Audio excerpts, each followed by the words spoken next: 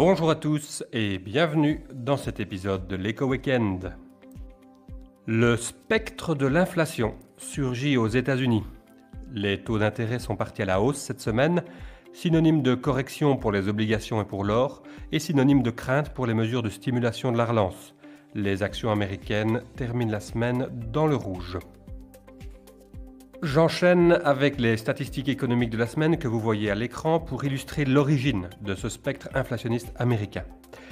Les ventes de détail de janvier tout d'abord ont confirmé que les chèques de soutien pandémique aux ménages étaient très attendus et ont été rapidement dépensés.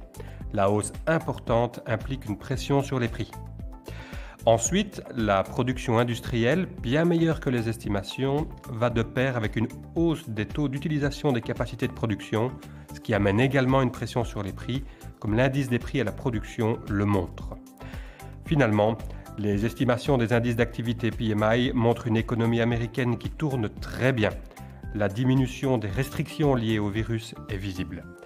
D'ailleurs, les délais de livraison augmentent et des problèmes dans la chaîne d'approvisionnement constituent aussi un facteur de pression sur les prix pouvant accélérer l'inflation.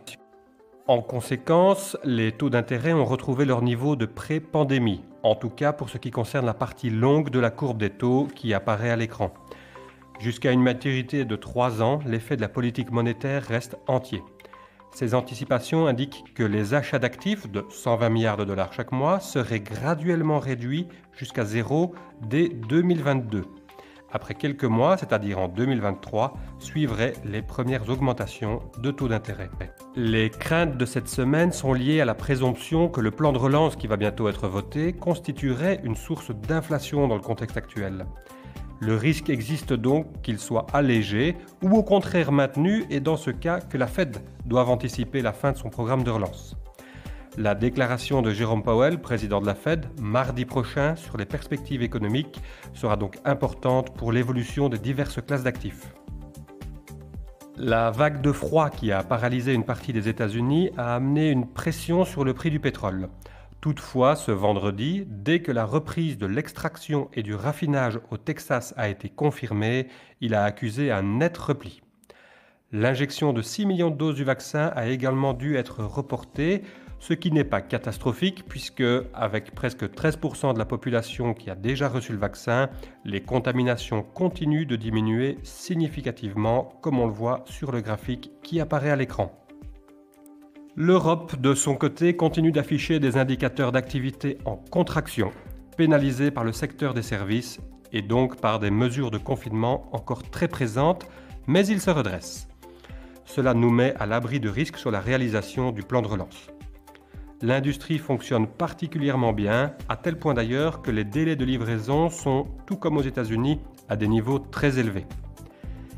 Avec ces 2 premiers mois, le trimestre tout entier en zone euro devrait connaître une récession économique, mais l'optimisme est bien présent pour le second semestre de l'année au sein des entreprises interrogées pour réaliser cet indicateur. L'accélération des vaccinations, la réduction des nouveaux cas et les engagements au sein du secteur manufacturier sont à la base de ces espoirs. Notons également que l'écart de rendement entre obligations allemandes et italiennes s'est considérablement réduit, comme on le voit sur le graphique qui apparaît à l'écran. La confiance des investisseurs pour Mario Draghi est une très bonne chose pour la zone. Vous aurez remarqué que les liens vers les podcasts de Nagelmaker se multiplient. Si vous l'avez raté, je vous suggère l'épisode de mes collègues juristes sur les dévolutions légales selon différents régimes matrimoniaux, sorti spécialement pour la Saint-Valentin. Voilà l'occasion de faire une mise à jour de cet aspect très important de la planification. J'espère que vous avez apprécié ce podcast et je vous donne rendez-vous la semaine prochaine pour tirer une conclusion sur le mois de février. Je vous souhaite un très bon week-end ensoleillé et déjà une excellente semaine.